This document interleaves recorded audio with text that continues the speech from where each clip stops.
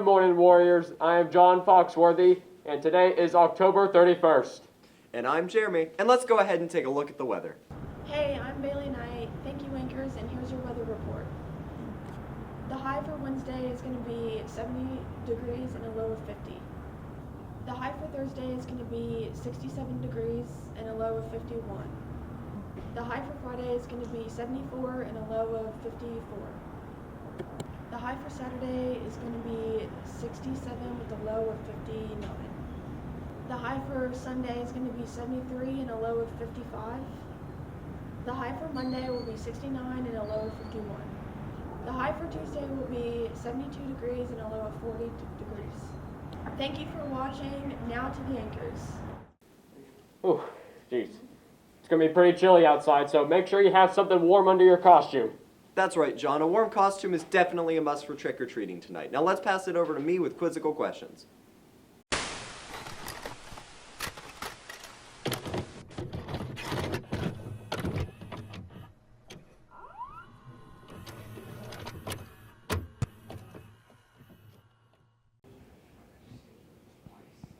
Hello, Warriors. Welcome back to Quizzical Questions. On today's episode, I'm going to be asking people to name 5 TV shows without using the letter E.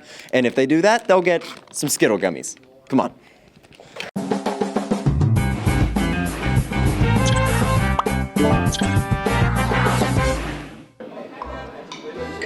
I don't know, bro.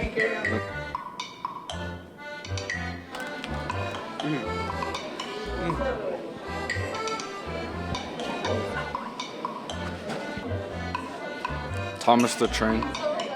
The has an E in it. Eh. Simpsons. The. No. No, I just said Simpsons. I didn't say. The. Yeah, but the show name is The Simpsons. That doesn't work. That house. That has the in it. That?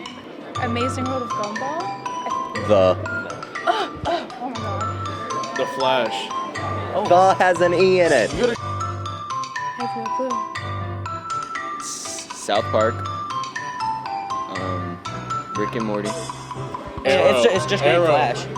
Arrow. Alright, just be clear, you two are out. You both gave me wrong guesses. He's the only one still in. Would you like to be interviewed? No? Octonauts. You're out. You were hungry. Yeah, he's. Would you like to be interviewed? Okay. Oh no. TV shows? I feel like everything has an E. It's such a normal vowel. Nope. No, that's Batman not count. Yeah. Any Batman? I guess. Dang, I can't think of any more. You got one? No? Futurama. No, that has an E. That has an E. Yes. Never mind. No, it doesn't. Oh, no, it doesn't. That's 5. That's 5. Alright, that's 5. Ding, ding, ding. I can't think of Alright, one. alright. Diary of a Wimpy Kid. It's got so many. No, it's not. Does it not? No. You're right. Oh my god, he does Oh my god. Alright, wild berry or sour?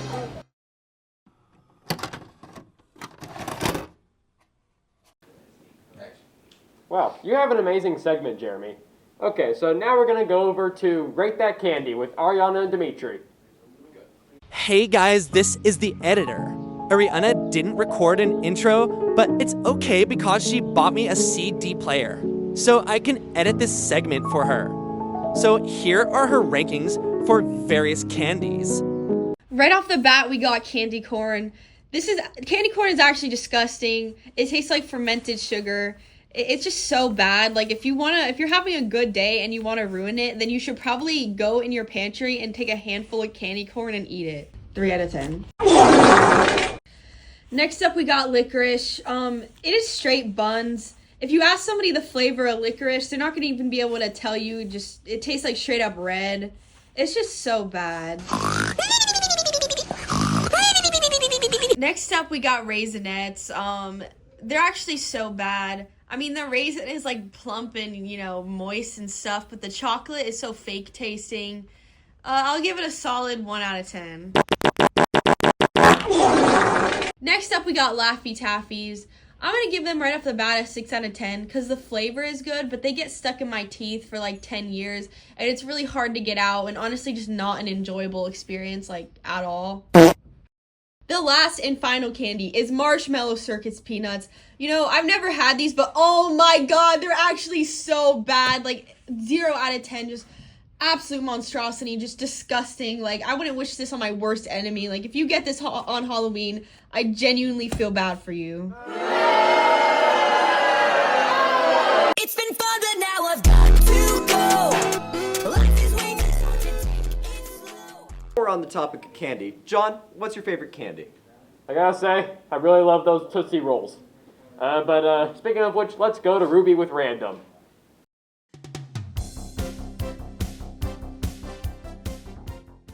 This is your host here, Ruby, on Random.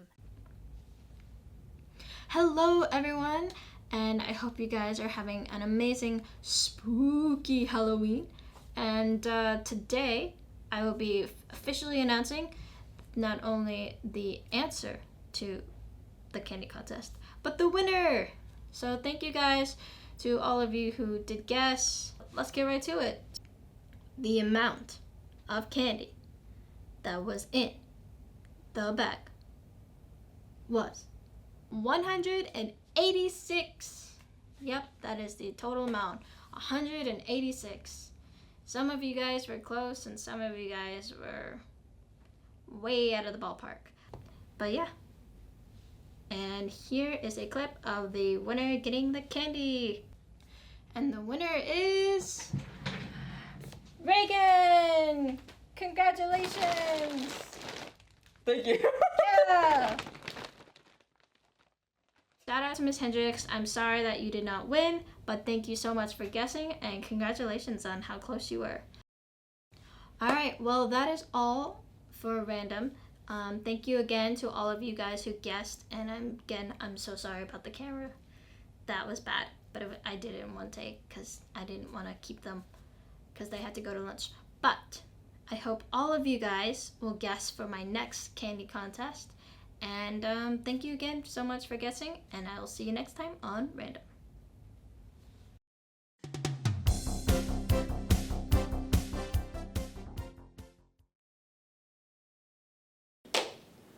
Make sure to get your vote in so that you can win some candy. And now let's go over to Lucas and River with Track Talk. I wonder what type of music they're listening.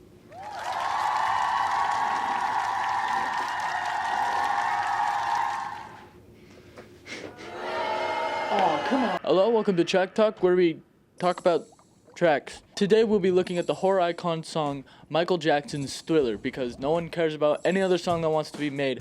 I want to review Chromacopia. And since Halloween is today, why not dress up for the occasion? But anyway, let's get to the talking. Released in 1983, it's got that eerie, unforgettable sound, complete with sound effects, a pop-driven bass line, and of course, the legendary spoken word part by horror icon Vincent Price. Thriller was like nothing else at the time, blending pop with a horror movie vibe that just grabs you. And who can forget the music video if you've seen it? That groundbreaking 14-minute film, complete with a zombie dance sequence, redefined what a music video could be. And it's worth mentioning the dance moves. The choreography, especially the zombie walk, has become really iconic. People all around the world still recreate it to this day. Not to mention that the song itself hit number 4 on Billboard Hot 100 and has been a Halloween anthem ever since. It's a perfect mix of funk, rock, and, well, pure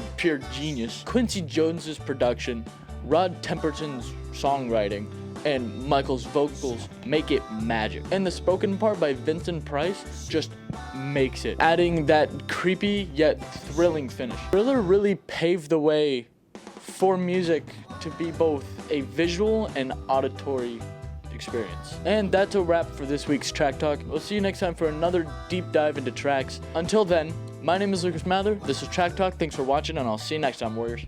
Go. Man, I love Thriller. Yep, definitely a classic. Now next up, we have, what's the name of that segment?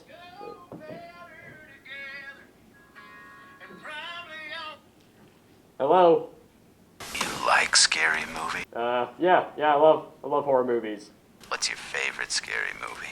Probably gotta be Halloween with Michael Myers. Now, speaking of Halloween, let's go to rating Halloween movies. Thank you, Anchors. I'm Ace, and let's take a look at some movies. Halloween has no shortage of films, from a film released in 1983 with brilliant and strange practical effects that just blew films at the time out of the water, showing just how much there was left to explore in the realm of practical effects, to The Thing in 2010. There are a ton of movies that deserve their own little spotlight, for better or for worse. It took a lot of deliberation, but I finally think I figured out what I wanted to talk about. Introducing... Avoiding spoilers for a film released in 1986. Little Shop, the Broadway show turned movie, follows a nerdy and meek florist, Seymour, going about his day during a total eclipse. He finds an alien plant that resembles a Venus flytrap, give or take a couple of teeth. He thinks it to be a unique little thing. Names it Audrey 2, or Junior, takes it and tries to care for it. Plant food doesn't seem to nourish the little thing, until he pricks his finger. Seymour soon realizes that it feasts on blood. Sometime and some bodies go down the plant's mouth later, and Audrey too can talk and sing and demand things of Seymour. Must be fresh. I don't want to hear this. Does it have to be human? Does it have to be mine? Where am I supposed to get it? Remember, this was a musical before it was a film, so it has a lot of moments like these. I really do think that if you haven't watched it and enjoy cool practical effects, give this movie a shot. I can't recommend it enough. Audrey 2 is entirely practical from top to bottom, no CGI here. If you check it out, there are two endings, one theatrical and one originally intended. I will not elaborate on either of these. This was a brief look at Little Shop of Horrors in 1986. Back to you, Anchors. Well, that's all we have for our Halloween show. Stay safe and enjoy the festivities. Have a great week, Warriors. Hey Warriors, make sure to subscribe to our YouTube channel, follow our Instagram, TikTok, and Twitter. And don't forget to hit that bell notification and like.